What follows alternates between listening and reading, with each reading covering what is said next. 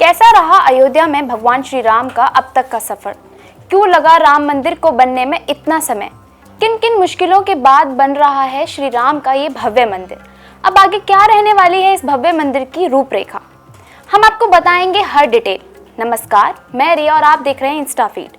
श्री राम का ये सफर टाट से लेकर भव्य मंदिर तक का काफी ही मुश्किलों से भरा रहा है। इतने दिनों की तपस्या के बाद आखिरकार अब भगवान श्री राम भी अपने घर यानी कि राम मंदिर में ठाट से रह सकेंगे। जी हाँ, अब फिर से श्री राम भगवान एक बार और अपना वनवास खत्म कर वापस अपने घर लौट पाएंगे। इस मंदिर के बनने से राम के भक्तों का सपना पूरा हुआ है। ऐसे में अब देशवासियों का ये इंतजार सिर्फ और सिर्फ 22 जनवरी 2024 तक का है, जिसके बाद राम मंदिर में रामलला की प्राण प्रतिष्ठा हो जाएगी। लेकिन इससे पहले आपको बताएंगे अयोध्या नगरी में विवाद से लेकर विध्वंस, निर्माण और उद्घाटन तक श्री राम जन्मभूमि अयोध्या के करीब 500 सालों तक के सफर के बारे में। तो चलिए जानते हैं कि आखिर क्या था राम मंदिर का इतिहास। अवध नगरी अयोध्या मंदिरों का शहर है, जहां पर भगवान श्री राम का जन्म हुआ था। 1528 से लेकर 2023 तक श्री राम जन्मभूमि के 495 सालों के इतिहास में कई मोड़ देखने को मिले। आपको बता दें कि अयोध्या राम जन्मभूमि देश के सबसे लंबे चलने वाले केस में से एक है। हालांकि इसमें 9 नवंबर 2019 का दिन बेहद खास रहा, जब 5 जजों की कॉन्स्टिट्यूशन बेंच ने ऐतिहासिक फैसला सुनाया। यही वो साल था जब मुगल शासक बाबर भारत आया था और उसके 2 साल बाद ही बाबर के सूबेदार यानी कि मीर बाकी ने अयोध्या में उसी जगह पर मस्जिद बनवाई जहां पर श्री राम भगवान का जन्म हुआ था। इस दौरान 1528 से लेकर 1873 तक हिंदू ज्यादा कुछ बोल नहीं पाए। फिर उसके बाद 19वीं सदी में अंग्रेजी हुकूमत की वजह से मुगलों का शासन कमजोर पड़ने लगा। फिर हिंदुओं के द्वारा इस दौर में ये मामला उठाया गया कि भगवान श्री राम के जन्म स्थान मंदिर को तोड़कर मस्जिद बना ली गई है। इसके बाद से ही रामलला के जन्म स्थान को पाने के लिए लड़ाई शुरू हुई। साल 1873 से लेकर 1949 में जहां जन्मभूमि की जगह मस्जिद बनाई गई, वहां पर कई सारे दंगे हुए, जिसके बाद अंग्रेजी प्रशासन ने बॉर्डर बना दिया और मुसलमानों को बॉर्डर के अंदर तो वहीं हिंदुओं को बॉर्डर के बाहर यानी कि चबूतरे के पास पूजा करने की इजाजत दे दी।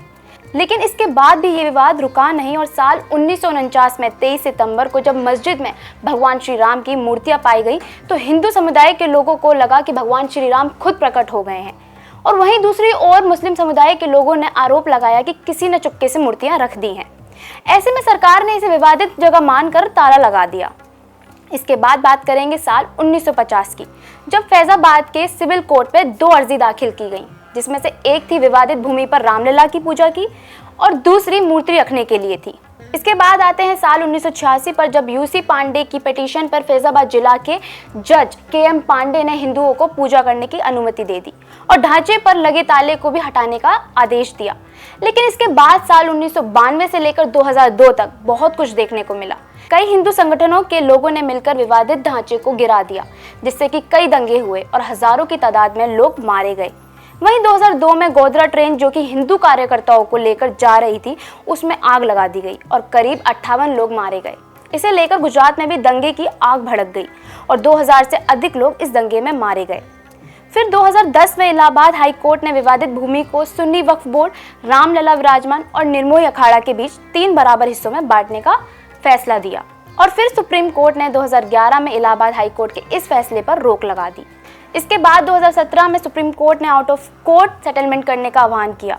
फिर 8 मार्च 2019 को सुप्रीम कोर्ट ने मामले को दलाली पैनल को भेज दिया और 8 सप्ताह के अंदर कार्यवाही को खत्म करने के आदेश दिए। लेकिन इसके बावजूद दलाली पैनल इस मामले में कोई भी समाधान निकालने में असफल रही। इसके बाद सुप्रीम कोर्ट में इस मामले को लेकर रोज सुनवाई होने लगी और फिर 16 अगस्त 2019 को सुनवाई पूरी होने के बाद फैसला सुरक्षित रखा गया। लेकिन वहीं आंदोलन तेजी से हो रहा था। इस बीच लाल कृष्ण आडवाणी रथ यात्रा लेकर निकले। इस यात्रा ने राम जन्मभूमि आंदोलन को और धार दे दी।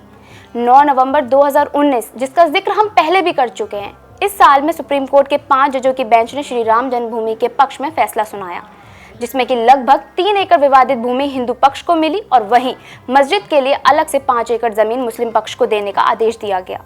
फिर 5 मार्च 2020 में पूरे 28 साल बाद रामलला टेंट से निकलकर फाइबर मंदिर में शिफ्ट हुए और इसके बाद 5 अगस्त को भूमि पूजन किया गया। इतने सालों के विवाद के बाद फाइनली 2023 में जाकर भव्य राम मंदिर का बनना शुरू हुआ और अब यानी कि 2024 में जाकर रामलला के भव्य मंदिर का अभिषेक होगा।